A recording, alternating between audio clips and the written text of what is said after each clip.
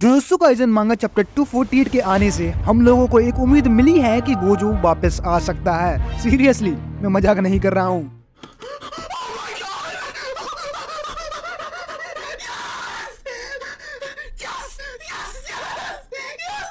और तो और हमारे यूजी ने रिवर्स कश टेक्निक को अनलॉक कर लिया है। इसके साथ साथ यूटा भी सुकुना को फेस करने के लिए मैदान में आ चुका है। Baby, that's what I've been waiting for.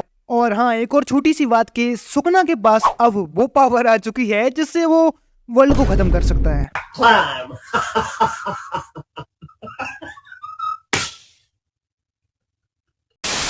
Jujutsu Kaisen chapter 248 वहीं से कंटिन्यू होता है जहां यूजी एक्सिक्यूशनर ब्लेड से सुकुना को स्टेप करने वाला होता है, लेकिन वो मिस कर देता है ऑब्वियसली। और सिंस हिग्रोमा अब मर चुका है तो उसकी एक्सिक्यूशनर स्वॉर्ड भी उसी के साथ चली जाती है। लेकिन हिग्रोमा जाते जाते सुकुना से उसका कश टूल कामुटो के भी ले जाता है, विच मीन्स कि अब सुकुना हिग्रोमा को मारने के बाद भी अपना कश टूल यूज नहीं कर सकता। और इसी के साथ साथ हमें ये भी पता चलता है कि अब यूजी रिवर्स कश टेक्निक का यूज कर सकता है, जिसका यूज करके वो अपने स्टोमक को पूरी तरह से हील कर लेता है। और बस इतना ही नहीं, यूजी ने सोल शॉपिंग जैसी एक नई एबिलिटी को सीखा, जिसके बाद ब्लड मैनिपुलेशन टेक्निक, और अब वो अपनी बॉडी को कर्स्ड एनर्जी से एनहेंस भी कर सकता है, जो उसने अचीव किया सिर्फ 1 महीने की ट्रेनिंग से। That's why he's the GOAT. The GOAT. यहाँ तक कि सुकुना भी यूजी को एक्नॉलेज करता है for having the strongest soul and ideals. पहले सुकुना को भी यूजी बस एक नॉर्मल और बोरिंग सा ह्यूमन बीइंग लगता था जिसके बारे में कुछ भी स्पेशल नहीं है। लेकिन अब जब यूजी काफी ज्यादा इम्प्रूव्ड हो चुका है तो अब सुकुना भी यूजी में थोड़ा इंटरेस्ट ले रहा है। लेकिन इसी के साथ सुकुना को एक इरिटेटिंग फीलिंग आती है। सुकुना खुद अपने आप से पूछता है कि क्या हिग्रोमा की डेथ से वो डिसअपॉइंटेड है। लेकिन अगर सोचा जाए तो सुकुना को किसी की जरूरत नहीं है अपने आप को सेटिस्फाई करने के लिए। अगर वो लोगों को खाना चाहता है तो वो उन्हें खा सकता है, अगर वो उन्हें मारना चाहता है तो वो बिना किसी हेजिटेशन के उन्हें मार सकता है, क्योंकि यही सुकुना का असली रूप है। उसे अपने गोल्स को अचीव करने के लिए किसी की भी जरूरत नहीं है। उसे बस ये सोचना है कि वो अपने आसपास के टूल्स को किस तरह यूज कर सकता है। And by tools I mean human beings. Sukuna पहले भी ऐसा था और अभी भी ऐसा ही है। इन 1000 सालों में वो बिल्कुल भी नहीं बदला। And for him these are the perfect things to pass the time until he dies. लेकिन अब कुछ बदल चुका है। सुकुना यहाँ पर आइडियल्स के बारे में सोचता है कि हर एक पर्सन जो इस बैटलफील्ड में अवेलेबल है उसके आइडियल्स बस सुकुना को मारना है। यहाँ तक कि वो अपने आइडियल्स के लिए खुद मरने तक के लिए तैयार हैं। और इसी वजह से सुकुना को एक अजीब सी फीलिंग आती है। लेकिन आखिर उसे ये फीलिंग क्यों आ रही है वो ये समझ नहीं पा रहा, क्योंकि 1000 साल पहले कोई था जिसने इसी तरह सुकुना को चैलेंज किया था।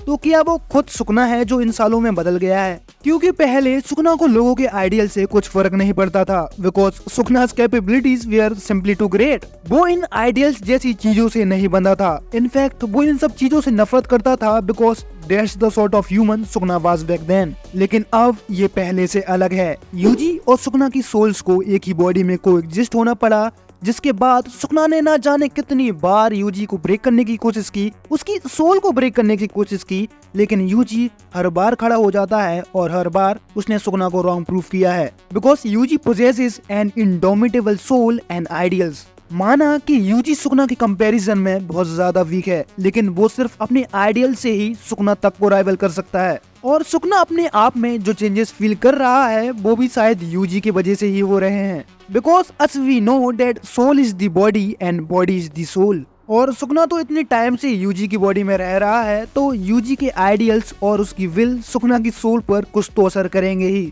तो शायद यही वो रीजंस है कि सुकुना अपने आप में कुछ चेंजेस फील कर रहा हो। इसके बाद अब हम फाइनली बात कर लेते हैं कि किस तरह हमारा गोजो कमबैक कर सकता है।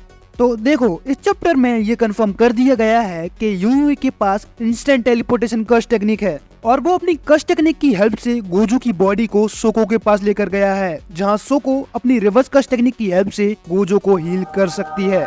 लेकिन यहाँ पर एक प्रॉब्लम है, क्योंकि सुकुना के अकॉर्डिंग जब कोई अपनी रिवर्स कश टेक्निक का यूज किसी दूसरे पर्सन को हील करने के लिए करता है तो उसकी रिवर्स कश टेक्निक की इफिशियंसी आधे से भी कम हो जाती है कंपेयर टू जब तब तुम अपने आप को रिवर्स कश टेक्निक से हील करते हो। और इस वजह से गोजो को किसी और की रिवर्स कश टेक्निक से हील करना लगभग नामुमकिन है। लेकिन यहाँ पर कोई है जो इस नामुमकिन काम को करने में हेल्प करवा सकती है, और वो है ऊटा ईमे।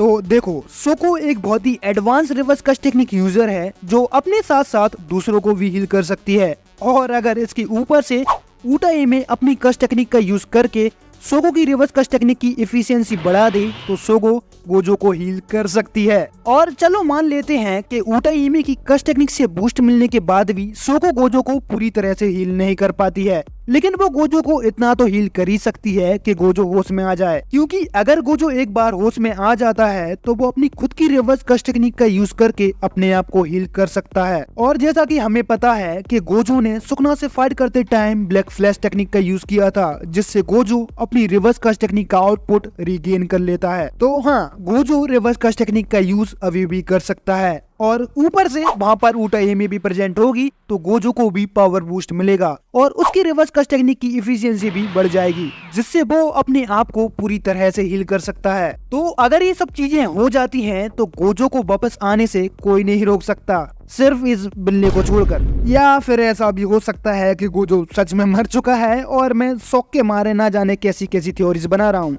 आगे चैप्टर में हमें बताया जाता है कि कलिंग गेम में एक और रूल ऐड कर दिया गया है, जिसके मुताबिक टेंगिन और ह्यूमैनिटी के बीच के मर्जर को स्टार्ट करने की अथॉरिटी अब फुशिगिरो मेगमी यानी कि सुकना को ट्रांसफर कर दी गई है। अब सुकना को मर्जर की अथॉरिटी मिलने के बाद वो ये क्रिएट करके लिटरली वर्ल्ड को खत्म कर सकता है, लेकिन सुकना ये डिसाइड करता है कि वो सबसे पहले यहाँ पर सारे मौजूदा लोगों को मारेगा, जिसके बाद कलिंग गेम के प्लेयर्स को, और फिर लास्ट में मर्जर को कंप्लीट करके वो नए टेंगन के साथ थोड़ी देर मजे कर लेगा।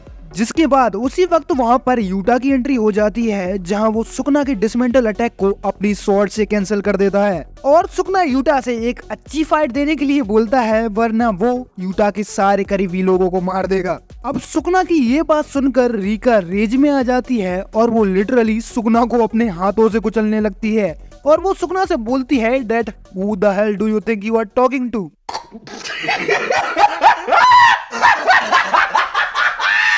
जिसके बाद ये चैप्टर यहीं पर ही खत्म हो जाता है।